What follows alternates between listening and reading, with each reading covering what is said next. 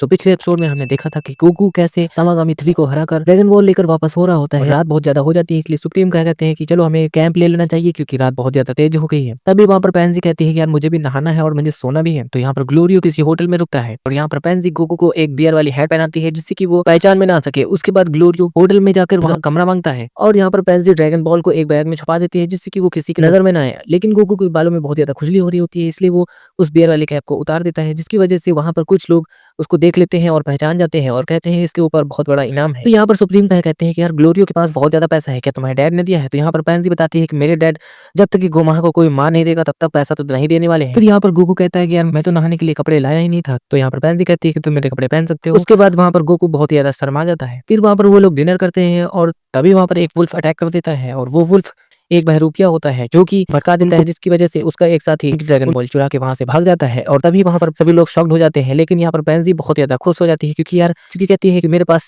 एक ट्रैकर है जो कि ड्रैगन बॉल को ट्रैक करता रहेगा। और तभी वो गोकू बताता है कि वो सभी लोग होटल के ऊपर गए हैं और यहाँ पर गोकू उन लोगों के पास जाता है। वो दोनों लोग बहुत ज्यादा खुश होते हैं ड्रैगन बॉल पा करते हुए। यहाँ पर पीछे से गोकू कहता है यार ये एक ड्रैगन बॉल है, बाकी ये 2 भी चाहिए होती है तभी ड्रैगन बॉल से सेंट्रॉन आ सकता है। तो यहाँ पर वो दोनों लोग कहते हैं हाँ बिल्कुल तुम बिल्कुल सही कह रहे हो। लेकिन तभी वो लोग पीछे मुड़ के देखते हैं तो वहाँ पर गोकू आ चुका होता है और वो उन लोगों की पिटाई करके ड्रैगन बॉल वापस ले लेता है। तभी यहाँ पर पैंजी रात में बताती है कि यार मेरे डैड ने बताया है कि तुम्हारे मित्र पृथ्वी से यहाँ पर आ चुके हैं और वो हमें अगले वार्प सामा के पास मिलने वाले हैं। तो यहाँ पर ग्लोरियो गोकू से पूछता है कि क्या तुम्हारे दोस्त तुम्हारे जितने ही ताकतवर हैं? यहाँ पर गोकू कहता है कि तुम शर्त लगा लो, वो दोनों जो आ रहे हैं वो बहुत ही ज्यादा ताकतवर हैं। और हमें तभी पता चलता है कि वेजिटा जिस प्लेन से आ रहा था वो प्लेन चोरी हो जाता है क्योंकि रात में ही वेजिटा ने उन लोगों से फाइट करी थी जो कि वहाँ के विलन्स होते हैं और वेजिटा को तंग कर रहे होते हैं, जिसकी वजह से वो लोग इसका शिप चुरा ले जाते हैं। उन लोगों को उनके लिए इंतजार करना पड़ेगा जब तक कि गोकू लोग वहां तक आ नहीं जाते हैं। तभी गोमा को काफी दिनों बाद पता चलता है कि गोकू पृथ्वी से यहाँ पर आ चुका है। तो यहाँ पर गोमा कहता है यार कि मैंने उन लोगों को जिंदा क्यों छोड़ दिया था, क्या मुझे ये पहले क्यों नहीं पता चला, मुझे इतने दिनों बाद क्यों पता चल रहा है? तो यहाँ पर सुप्रीम का भाई बताता है कि वो लोग डेमोलेरम 2 की ओर ही आ रहे हैं। तो यहाँ पर तभी उसे पता चलता है कि तामागामी 3 को हराया जा चुका है और ड्रैगन बॉल को पाया जा चुका है। तो यहाँ पर वो और ज्यादा सटक जाता है और कहता है कि जल्दी से जल्दी तुम कुछ करो। तभी वहाँ पर गोकू पहुंच जाता है और यहाँ पर सभी लोग खुश हो जाते हैं और तभी यहाँ पर बुल्मा सबका इंट्रोड्यूशन पैंजी से कराती है। लेकिन गोकू उन्हें अपने साथ आने से मना कर देता है और पैंजी कहती है कि मैं पापा से कह के तुम्हें दूसरी शिप दिलवा दूंगी क्योंकि हम लोग बहुत ही जल्दी में है, हमें ड्रैगन बॉल इकट्ठा करनी है और तामागामी को हराना भी है। तो यहाँ पर वेजिटा बहुत ज्यादा इरिटेट हो जाता है और बुल्मा भी कहती है कि हम लोग इतनी देर से तुम्हारा इसलिए इंतजार कर रहे थे। गोकू वेजिटा से कहता है कि अगर जो तुम्हें बहुत ही ज्यादा जल्दी हो रही है तो तुम गोमाह से क्यों नहीं फाइट कर लेते हो। फिर दूसरी तरफ दिखाया जाता है कि जिन लोगों ने वेजिटा की शिप चुराई होती है वो लोग वेजिटा से बदला लेने आते हैं क्योंकि वेजिटा ने उनकी बहुत अच्छी तरीके से पिटाई करी होती है। लेकिन वो लोग ये नहीं जानते हैं कि वेजिटा और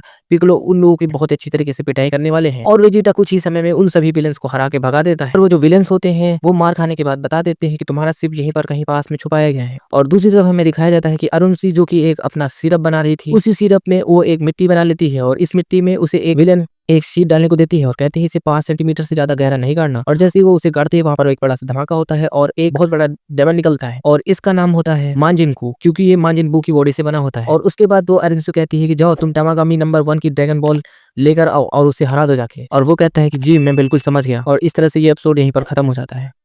आपकी तरह मैं भी मायूस हूँ, लेकिन उम्मीद पर दुनिया कायम है। दिल दुखा है लेकिन टूटा तो नहीं है और उम्मीद का दामन छूटा तो नहीं है।